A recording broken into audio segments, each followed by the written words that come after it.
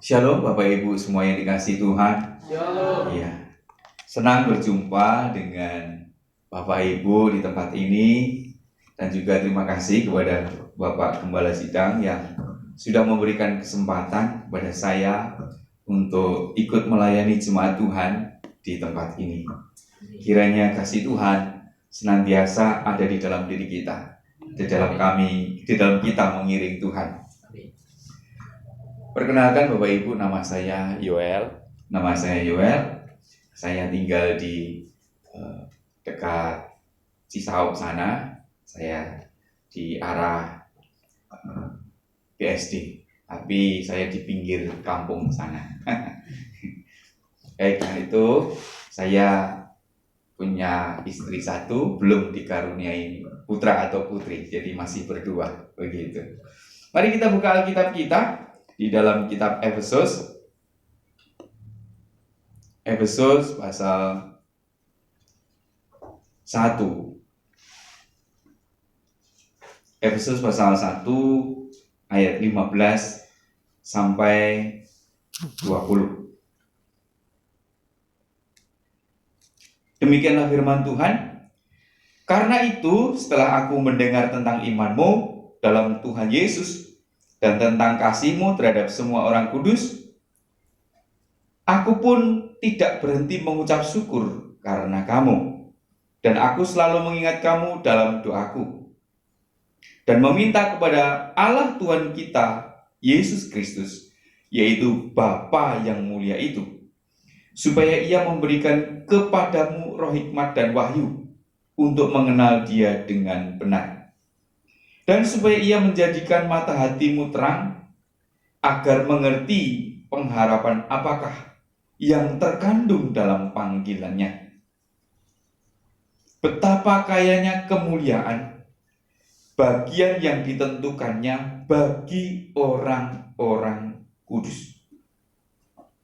Dan betapa hebat kuasanya, saya ulangi, dan betapa hebat kuasanya bagi kita yang percaya, sesuai dengan kekuatan kuasanya yang dikerjakannya di dalam Kristus, dengan membangkitkan Dia dari antara orang mati dan mendudukkan Dia di sebelah kanannya di surga.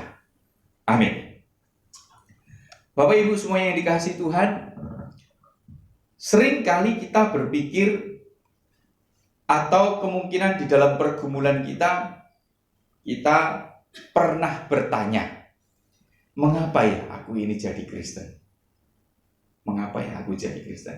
Atau kemungkinan juga kita pernah berpikir di dalam pemikiran kita yang kemungkinan juga tidak pernah terucap. Kenapa ya aku ini dilahirkan di Indonesia begitu? Yang notabene yang seringkali sebagai orang Kristen bukan sebagai orang yang mayoritas atau sebagai orang yang minoritas gitu. Artinya sedikit teman-temannya. Tema pemberitaan firman Tuhan saat ini adalah tujuan perjalanan. Tujuan perjalanan. Kemanakah kita ini Bapak Ibu berjalan? Kemana tujuan kita melakukan satu perjalanan? Saya pernah bertanya kepada teman dan ternyata memang hampir sama. Saya pernah bertanya kepada seorang teman, apakah kamu kesepian? Begitu. Lalu teman saya kaget. Saya bertanya begitu. Kok kamu tahu? Begitu. Saya juga, iya, aku juga kesepian. Artinya, waktu kita mengarahkan jalan kita kepada Tuhan, itu lama-lama kita ini seperti tidak memiliki teman. Seperti kita dijauhi oleh teman-teman. Kita bisa melihat dunia di sekitar kita ini sudah tidak ramah lagi kepada Injil. Sudah tidak ramah lagi kepada orang Kristen. Boro-boro kepada orang Kristen. Terlebih lagi kepada orang yang sungguh-sungguh kepada Tuhan. Ternyata Tuhan ini makin lama makin menyingkirkan orang-orang yang mengganggu perjalanan seseorang yang dikasihinya ini menuju langit baru, bumi baru. Jadi Bapak Ibu, saudaraku sekalian, sewaktu kita ini mengiring Tuhan dan langkah kita semakin dekat kepada Tuhan, langkah kita semakin progresif kepada Tuhan, jangan kaget kita nggak punya teman. Tuhan, apakah jalanku keliru ya? Kayaknya kok lama-lama nggak ada teman. Betul Bapak Ibu, di sekeliling kita ini ada banyak orang, tapi tidak tahu bagaimana mereka memahami hati dan perasaan kita. Atau bahkan kita pun juga tidak bisa memahami kemana kamu melangkah, kemana kamu berjalan. Dia tidak mengerti arah jalan kita pun juga heran, mengapa kamu begitu? Nah, saudaraku sekalian yang dikasihi Tuhan, Rasul Paulus ini memberikan penguatan kepada jemaat di Korintus. Begini kata firman Tuhan, karena itu, maksudnya karena itu tuh yang sudah dikatakan oleh Rasul Paulus di dalam ayat 1 sampai ayat 14 gitu. Itu sudah ada paparannya begitu. Firman Tuhan di ayat 1 ini, salah satu contohnya di ayat 5, mari kita lihat. Dalam kasih ia telah menentukan kita dari semula oleh Yesus Kristus untuk menjadi anak-anaknya. Kita ini yang sudah dipanggil Tuhan menjadi anak-anaknya. Ini loh, kamu itu saya panggil jadi anak-anak loh. Makanya kamu itu saya kondisikan begini ini loh. Kondisimu begini. Tapi kadang-kadang kita tidak mengerti rencana Tuhan dalam hidup kita ini. Kok kayak begini ya? Waktu Tuhan pimpin jalan kita juga kadang-kadang gak mengerti. Bahkan seringkali gak mengerti. Nih, nah, kamu nanti hidupnya itu, kalau kamu pernah gak nurut, nanti saya sentil. Kamu jalan lagi. Nanti kamu gak nurut lagi, pokoknya ada konsekuensi. Begitu. Nah, kalau kita semakin hari semakin nurut kepada Tuhan, dalam nasihat Rasul Paulus itu gini, karena kamu sudah mau dibimbing kepada rencana Tuhan ini, setelah aku mendengar tentang imanmu kalau dituntut Tuhan, kalau nurut makin tumbuh dewasa, begitu. Dalam Tuhan Yesus dan tentang kasih-Mu terhadap semua orang kudus, aku pun tidak berhenti mengucap syukur. Rasul Paulus sendiri mengajarkan dalam perjalanan hidup ini itu untuk mengucap syukur. Betul Bapak Ibu. Sekalipun pohon ara tidak berbunga, banyak sekali kejadian-kejadian bahwa pohon ara itu tidak berbunga, pohon anggur tidak berbuah. Artinya kita akan menemui sesuatu kadang-kadang itu kosong gitu loh. Loh kok kayak begini Tuhan? Dalam perjalanan hidup kita seperti itu, Tuhan mengajari kita, lihat ke atas. Lihat ke atas. Kamu itu, maksudnya kita, begitu. Saya izinkan seperti itu supaya kamu itu menengadah ke atas. Bukan saat ini saja, bahkan semua ini nanti akan jadi kosong. Anak-anakku, kalau memang Tuhan itu mau berbicara begitu. Tapi kadang-kadang kita ini gak dengar. Jangankan di sekitarmu, seluruh dunia ini akan menjadi kosong. Pohon ara tidak berbunga, pohon anggur nggak ada, pohon zaitun mengecewakan. Apakah kita akan kayaknya orang ini bisa diajak untuk berjalan bareng deh gitu. Kayaknya orang ini bisa diandalkan ya? Nggak bisa. Tuhan akan izinkan itu sampai kita berteriak, Tuhan, tolong aku. Teriak kan? Teriak toh. Nah, kalau teriak begitu, ya sudah, andalkan aku saja. Begitu. Nah, Bapak Ibu yang dikasihi Tuhan, ayat 16, aku pun tidak berhenti mengucap syukur karena kamu dan selalu mengingat kamu dalam doaku.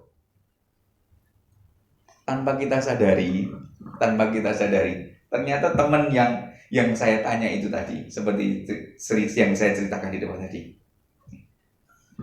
Dia bilang begini, dan kami tidak saling mengenal. Enggak, aku mendoakan kamu supaya kamu kuat dalam Tuhan. Betapa kagetnya Bapak Ibu, kalau Bapak Ibu kadang-kadang merasa berjalan sendiri, ada orang yang tanpa disadari mendoakan Bapak Ibu itu kuat di dalam Tuhan.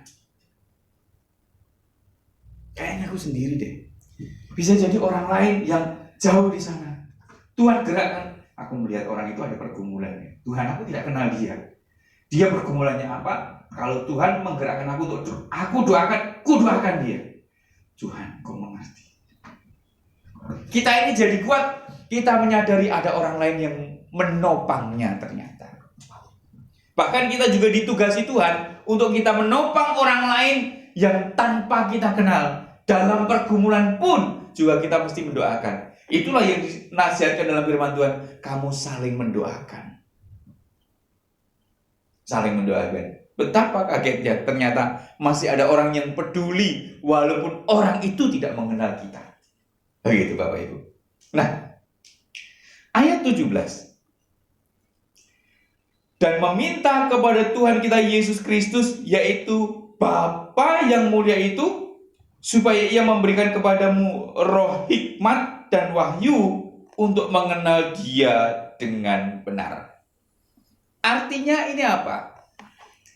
Hal yang terutama di dalam hidup kita, hal yang paling penting di dalam hidup kita, itu sebenarnya kalau kita mau jujur di dalam hidup kita, yang paling berguna itu bukan makanan loh. Meskipun makanan berguna juga. Makanan berguna buat fisik.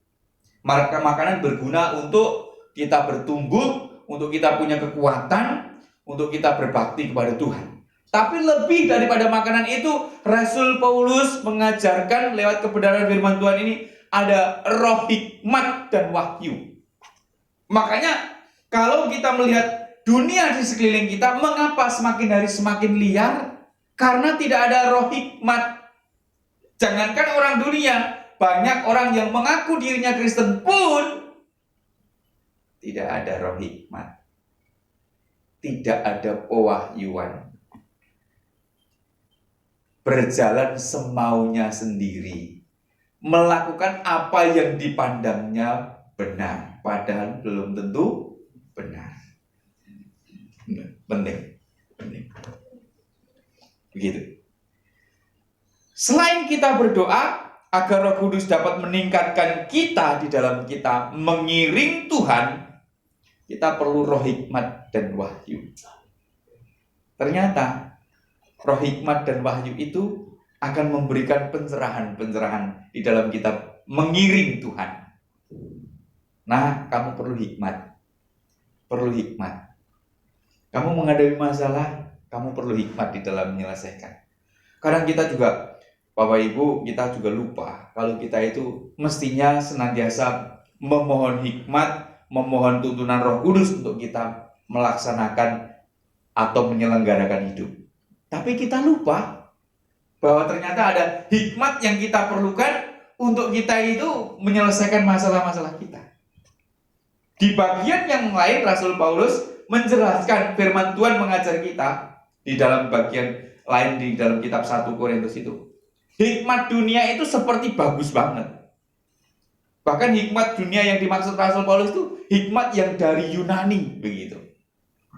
Hikmat yang disertai filsafat itu begitu luar biasa dan terkenalnya pada waktu itu.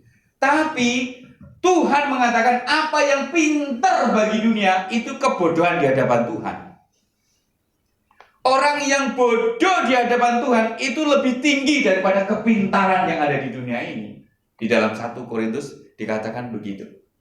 Kalau saya menjelaskan dengan bahasa kita sehari-hari. Apa yang pintar bagi dunia ini itu kebodohan di hadapan Tuhan.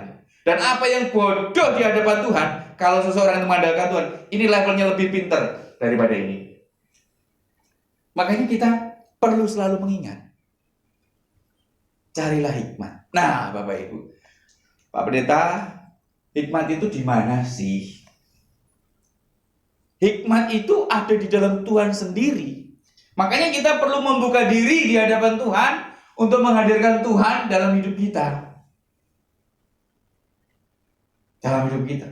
Nah, gimana? Ya menyediakan diri untuk di hadapan Tuhan. Loh, kalau begitu waktunya habis. Ya enggak, waktu kan Tuhan yang kasih. Sepanjang perjalanan hidup kita ini, 1 hari 24 jam, kita ini diberikan waktu berapa puluh tahun, berapa lama kita memiliki waktu dengan Tuhan untuk kita itu membuka diri bagi hikmat Tuhan. Tuhan, aku perlu hikmat-Mu ini untuk menyelesaikan masalahku ini. Tuhan, aku perlu hikmat-Mu ini. Karena di depanku ini ada kuasa-kuasa kegelapan yang ingin imanku itu mati.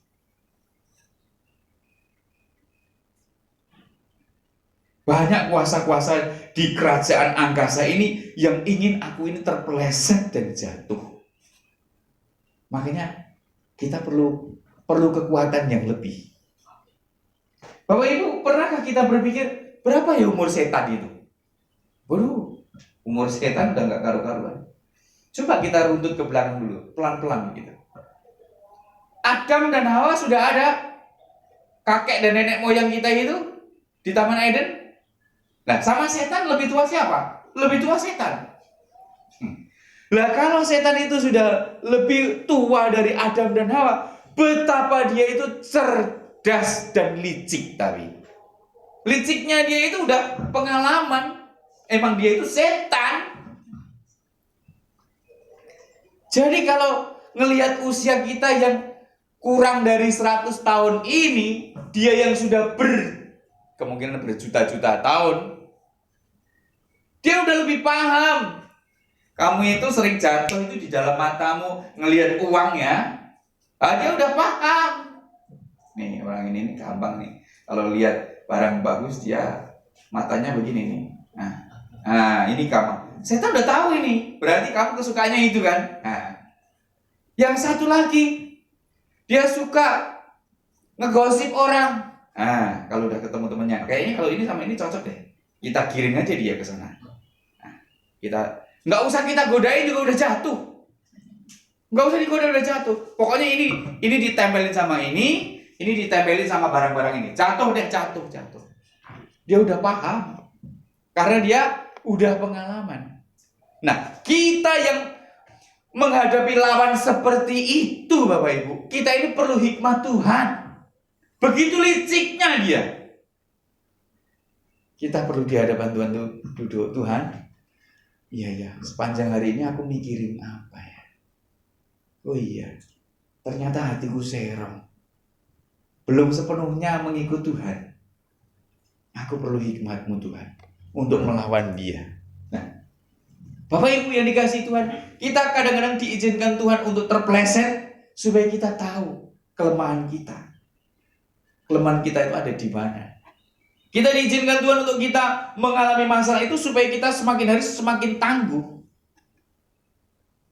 Rasul Paulus pernah diangkat Tuhan ke langit tingkat 3. Langit tingkat 3 itu.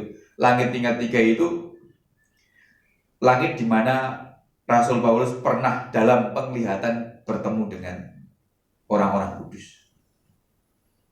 Langit pertama ini yang jaraknya juga kita itu kalau melihat gitu nggak sampai mata kita. Ada langit tingkat 2. Langit tingkat 2 itu ada kuasa-kuasa kegelapan yang dikatakan oleh Rasul Paulus juga di dalam Efesus ini di bagian akhir pasal 6. Kuasa-kuasa kerajaan angkasa. Jadi pada waktu kita itu menaikkan doa kepada Tuhan, itu sudah dihadang di langit tingkat 2. Supaya doa kita tidak sampai di langit tingkat 3. Tuh, kalau kita tidak menyadari, kenapa doaku ini kok rasanya mentok, nggak nyampe-nyampe. Kita ini kurang tekad di hadapan Tuhan. Kurang mengandalkan Tuhan. Kita kurang memiliki hikmat untuk melawan kuasa kegelapan. Makanya kita perlu hikmat dan kita perlu pewahyuan. Perlu dibuka pikiran kita. Supaya hikmat dan pewahyuan itu kita sadari, oh ternyata untuk menembus doa di langit tingkat 3 itu, di langit tingkat 2 itu ada yang menghalangi. Makanya aku terobos dengan pimpinan Roh Kudus. Pimpinan Roh Kudus. Nah, salah satu yang yang diajarkan Rasul Paulus dan yang berkenan di hadapan Tuhan itu adalah ucapan syukur tadi. Syukur Tuhan, aku ini masih hidup. Apakah Bapak Ibu pernah berpikir, kita ini kan sudah sering berbuat dosa kan? Nggak tahu kalau kita ini ngitung gitu. Coba catatan dosamu sejak kamu usia 1 tahun, apa yang kamu ingat? Kemungkinan juga 100 halaman nggak selesai. Dalam dosa-dosa itu, kemungkinan ada kriminal atau sesuatu hal yang jahat yang kita lakukan. Apakah kita nggak berpikir begini? Untung aku ada saat ini. Di sini ini, aku tidak di penjara. Coba kalau aku di penjara, tidur aja nggak nyenyak. Pernahkah kita berpikir begitu? Iya ya, enak ya. Di gereja itu adem, gitu. Duduk manis, diberkati dengan kehadiran Tuhan.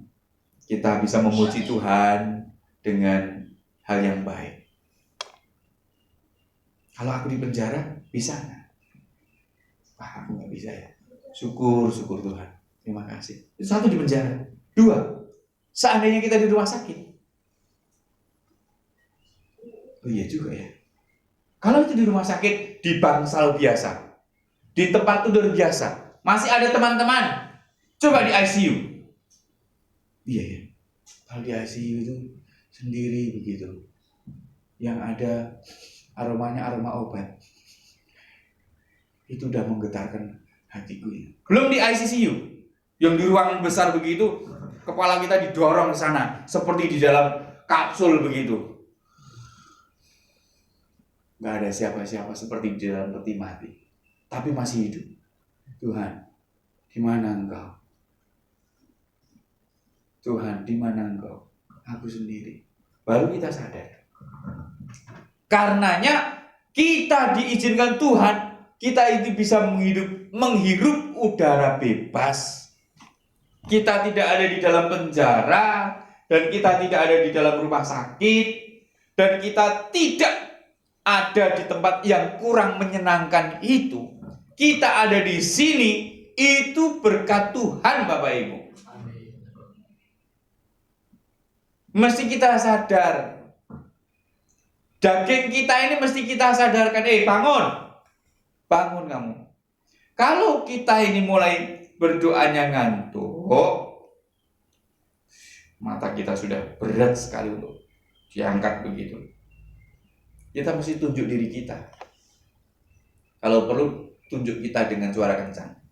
Daging, jangan bawa aku ke neraka ya. Kita tutup pintu, kita tutup kamar, kita marahi daging kita. Jangan kamu bawa aku ke neraka.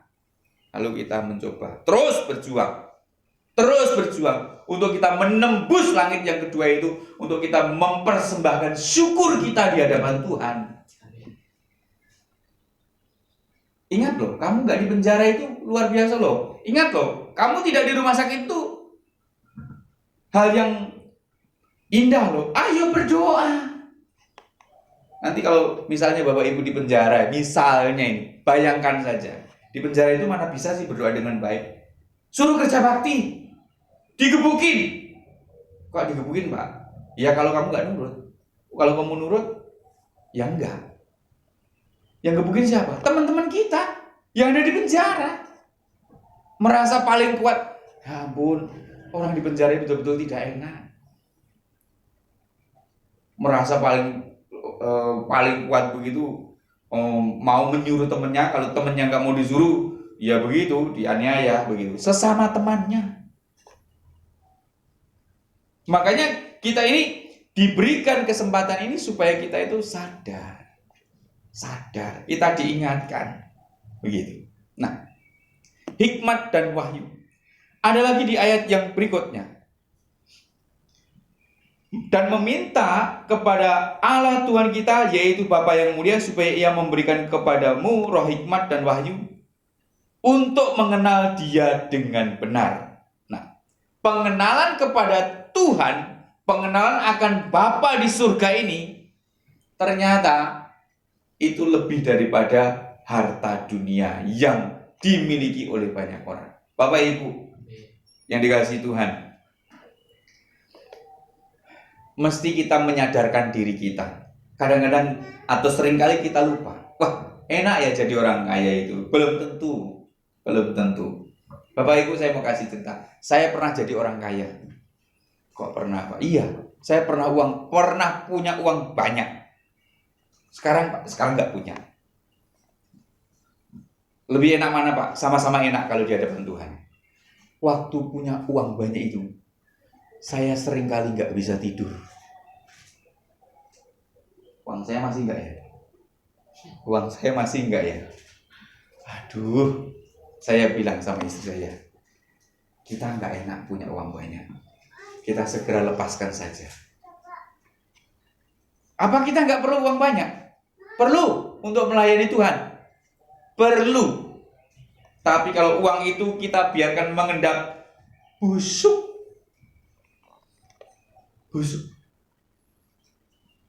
Kita jadi kaya, boleh. Tapi jangan lupa kita memakai kekayaan kita itu untuk memuliakan Tuhan.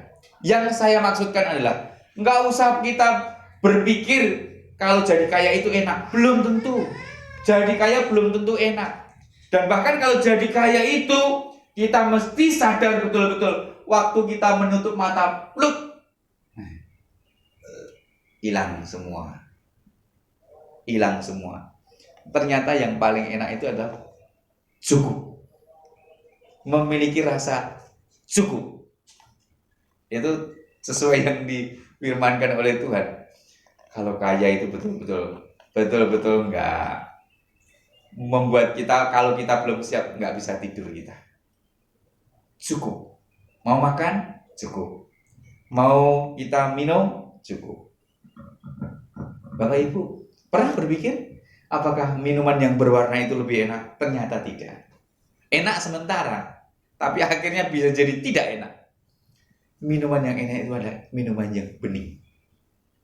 Sesederhana itu hidup itu. Tapi seringkali kita tidak menyadari. Pengetahuan itu tidak ada dalam hidup kita. Kita selalu melihat yang itu lebih enak, yang itu lebih enak. Ini memang rasanya enak, tapi yang enak itu ini. Gitu. Sesederhana itu hidup. Manusia seringkali membuat hidup itu tidak sederhana, menjadi rumit. Kalau kita mau pakai terang-terangan begini, siapa yang suka sayur asam? Sayur asam itu enak, sambal terasi itu enak, sesederhana itu. Kenapa kita pilih makanan-makanan luar negeri yang mahal? Belum tentu itu membuat tubuh kita menjadi sehat. Loh, manusia bikin tidak simpel terhadap dirinya sendiri. Nanti kalau sakit gitu. Apa? Cancer. Kenapa? Gara-gara banyak makan makanan itu, bentuk itu. Tuh kan? Salah siapa? Salah manusia itu sendiri. Kurang pengetahuan, kurang berhikmat di hadapan Tuhan. Ayat 18. Supaya ia menjadikan mata hatimu terang. Mata hatimu terang, agar kamu mengerti pengharapan apakah yang terkandung dalam panggilannya. Betapa kayanya kemuliaan yang ditentukannya bagi orang kudus.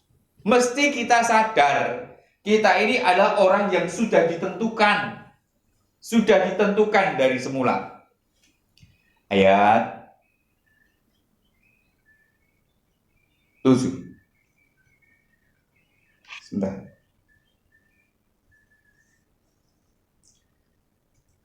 Ayat 6. Ayat 5, mohon maaf. Saya kurang lihat. Ayat 5. Dalam kasih ia telah menentukan kita dari semula oleh Yesus Kristus untuk menjadi anak-anaknya. Kita ini Tuhan itu sudah melihat kita sejak kita itu dalam kandungan orang tua kita. Atau bahkan kalau kita mau lebih teliti lagi, Tuhan itu sudah tahu sebelum kita ada di dalam kandungan orang tua kita. Nah, kamu nanti kalau lahir di dunia ya, jadi saksiku ya, memberitakan Injil ya, melalui hidupmu. Kamu nanti jadi pengikutku ya. Tuhan itu sudah menuntun kita.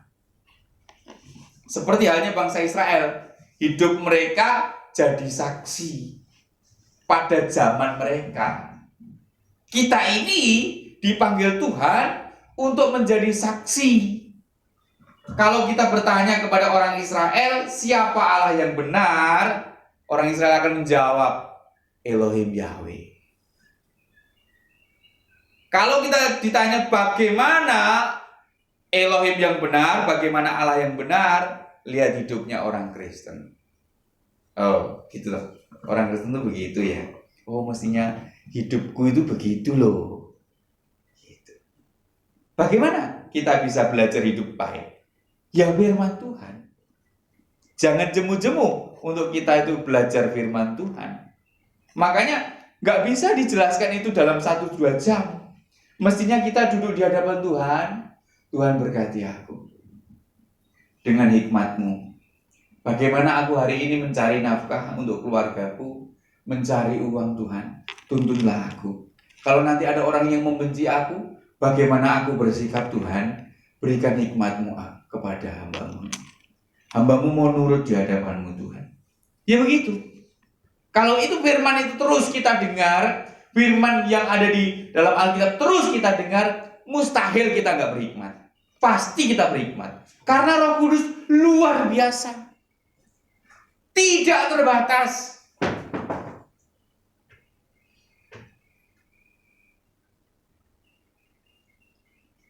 Sering kita menyelesaikan masalah sesuai dengan pengalaman kita. Ya bolehlah, boleh. Tapi kan setiap masalah yang kita hadapi setiap hari itu beda-beda. Mestinya kita meminta hikmat dari Tuhan. Bangsa Israel ini pada waktu menghadapi musuh yang sama, di tempat yang sama. Tapi Tuhan menuntunnya beda. Yang ini nanti, kamu nunduk. Kalau kamu nunduk, kamu sudah mendengar bunyi-bunyian begini, kamu serang dia. Nah, yang ini nih, kalau sudah mendengar bunyi-bunyi begini, kamu jangan. Tapi kamu apa? Kamu berteriak. Beda. Tuhan itu beda-beda. Makanya kita jangan merasa sok pinter di hadapan Tuhan. Aku udah tahu kok, dia memang begitu. Nggak boleh begitu. Minta hikmat dari Tuhan. Bagaimana kita menghadapi orang yang sama, menghadapi situasi yang sama, menghadapi karakter yang sama, belum tentu kita benar waktu kita merespon itu. Bapak Ibu sudah pernah hidup bersama-sama dengan suami istri kan? Iya. Dulu waktu kita bercanda begini, istri kita nggak apa-apa ya. Tapi di waktu yang lain sama deh bercandanya. Tapi dia bisa marah. Gitu. Dulu Bapak dibikinkan kopi, oke-oke saja. Tapi ini saya bikinkan kopi kok nggak mau. Loh, kok beda? Kemarin nggak apa-apa. Tapi sekarang kok kurang senang ya. Nah, kira-kira begitulah kita menghadapi orang. Orang itu kan progresif. Orang itu kan bertumbuh di hadapan Tuhan. Setiap hari memang kita bisa semakin hari semakin mengenalnya.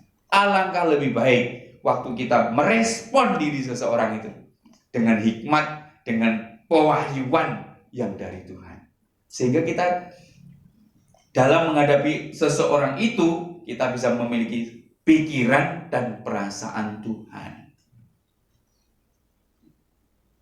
Nah, saya berharap Bapak Ibu semua bisa menangkap dengan baik apa yang diberitakan pada saat siang hari ini. Nah, ayat 19.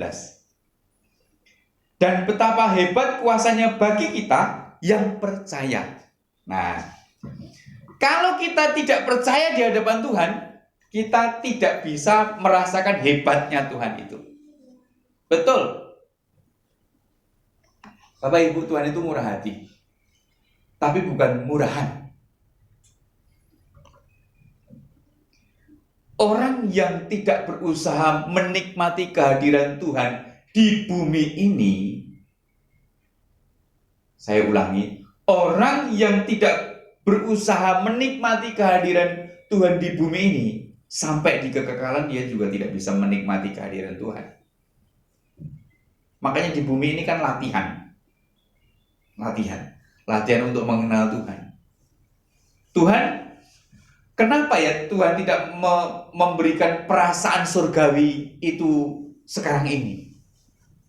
Sepertinya kita ini hanya baru menerima iklan-iklannya saja. Ya, supaya kita itu tetap mempercayai Tuhan, tetap taat kepada Tuhan. Kalau Tuhan izinkan orang jahat sejahat-jahatnya menikmati kebaikan Tuhan, menikmati kehadiran Tuhan, maka kebaikan Tuhan itu dianggapnya sebagai murahan nanti. Makanya kita yang sudah belajar untuk mengenal Tuhan, kita berusaha untuk menikmati kehadiran Tuhan, itu kita akan dapat mengatakan betapa hebat kuasa Tuhan itu dalam hidup kita. Amin. Pengen lebih hebat lagi, ya kita menimba lagi di hadapan Tuhan. Tuhan, kubuka hatiku sampai tidak terbatas.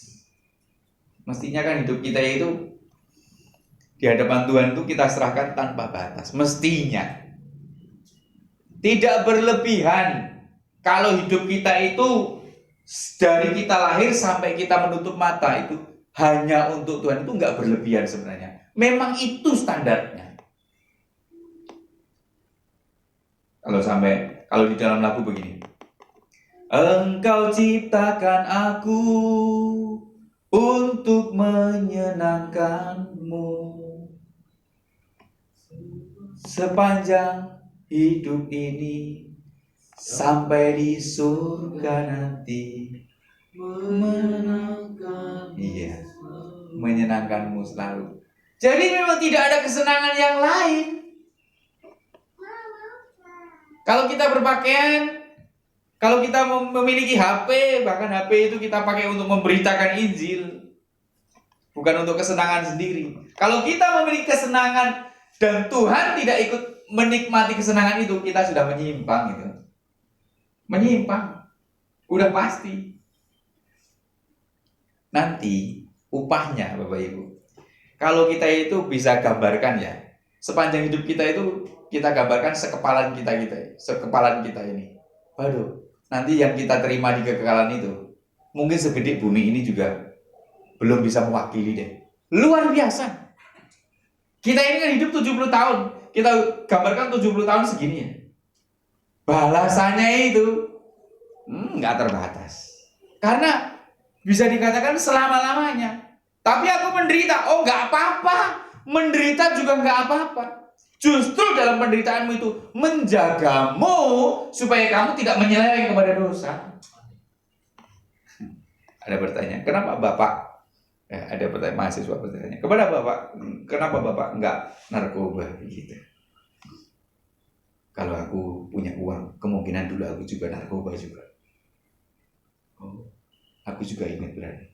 Kenapa Bapak enggak merokok? Kalau aku punya uang, dulu kemungkinan aku juga merokok. Saya baru ingat Bapak Ibu, Tuhan mengizinkan saya dulu tidak memiliki apa-apa itu ternyata menjagaiku supaya aku tidak menyimpang. Ngertinya setelah sudah gede. Waktu saya masih remaja, saya minta sama bapak saya, mohon maaf saya sebut merek, Pak, tolong dong belikan aku apa itu Yamaha F1ZR waktu itu. Yang bagus itu kan, keren juga kan, bisa boncengin cewek begitu kan. Jawaban orang tua saya sederhana, boleh dibelikan juga boleh, tapi nanti kita sekeluarga duduk di atas tidur di atas motor bareng-bareng ya. Gitu. Artinya tanah yang punya itu jual semua begitu. Tarik nafas. Orang tua aku nggak bisa memberikan. Terus mama saya juga bilang, nanti kalau kamu udah gede, kamu cari uang sendiri, kamu beli. Gitu.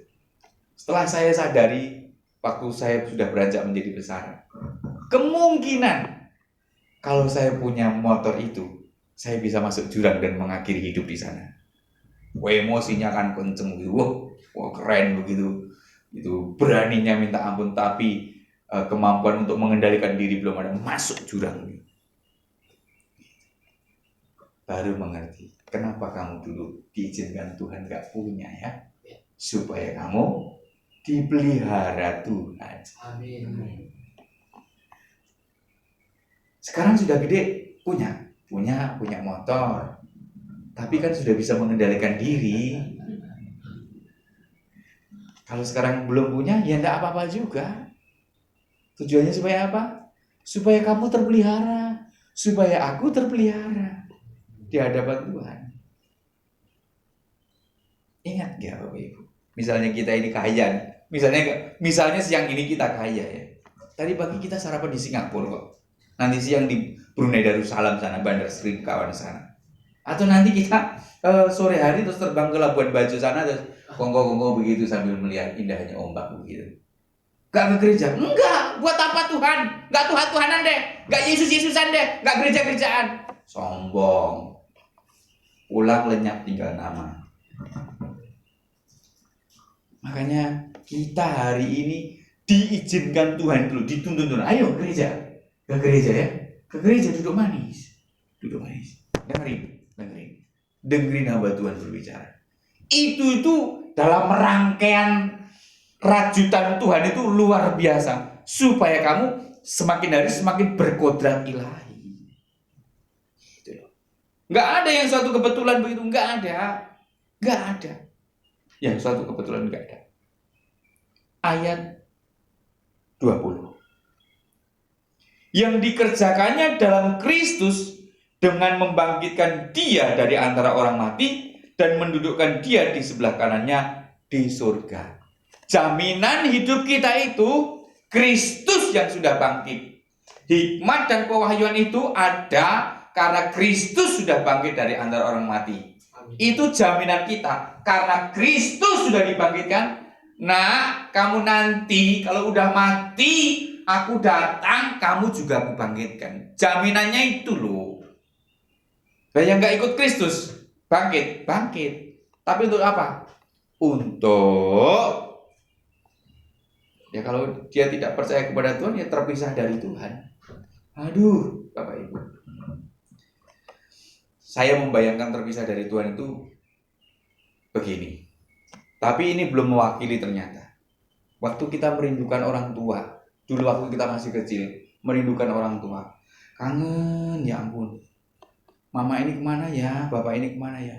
Kok nggak ada? Aku nggak bisa hidup sendiri. Ya ampun, rasanya kangennya. Sungguh-sungguh. Ternyata kita di hadapan Tuhan juga begitu. Nanti kalau terpisah di hadapan Tuhan, ini belum bisa menggambarkan. Kita bisa berteriak kalau kita jauh dari orang tua. Kita setiap hari yang disayangi orang tua. Makan disediakan. Nggak punya dicarikan. Waktu orang tua tidak ada, kita pun bisa meneteskan air mata.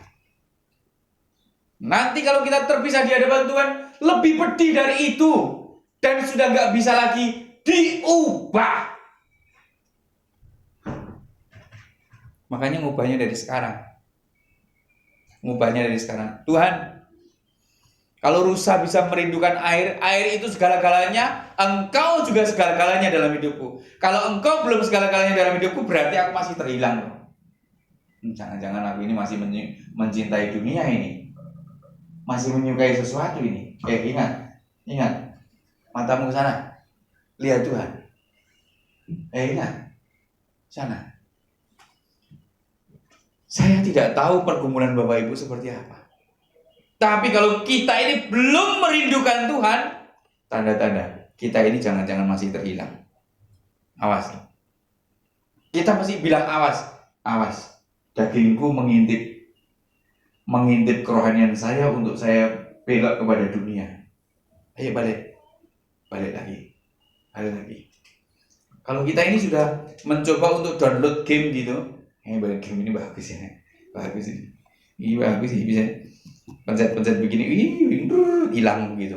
Gamenya bagus, hati-hati, itu menghabiskan waktumu untuk waktumu dan waktuku. Tidak merindukan lagi Tuhan. Kita pengennya buka HP dan main game. Wah, kayaknya main game nggak apa-apa deh Pak. Ya nggak apa-apa menurut ukuran dunia. Tapi waktu yang 70 tahun itu terbatas loh. Dan upahnya, waduh, nggak terhitung. Kalau 70 tahun itu dikasih upah menjadi 700 tahun. Wow, masih bisa dihitung 10 kali lipat. Kalau 70 tahun itu diganti 7.000 tahun, itu luar biasa. 70.000 tahun, hebat. Lah ini gak terbatas, mau diapain? Berarti harga per detik itu ya nggak bisa kehitung. Harga per detiknya berapa ya? Ada seorang pemain bola, harganya per detik itu 150 juta. Per detik. Per detik 150 juta. Besar ya? Loh, Bapak Ibu, kita ini per detik lebih daripada 150 juta. Nggak percaya? Tunggu. Waktu kita menutup mata. Kalau kita nanti menutup mata, kita ini bisa bicara begini. Ya, kenapa itu yang dulu itu tidak kuserahkan kepada Tuhan sekalian biar dapat upah begitu loh. Kalau tahu upahnya segini gedenya, kenapa yang itu dulu gak kuserahkan sekalian? Tapi udah telat. Kamu pelit.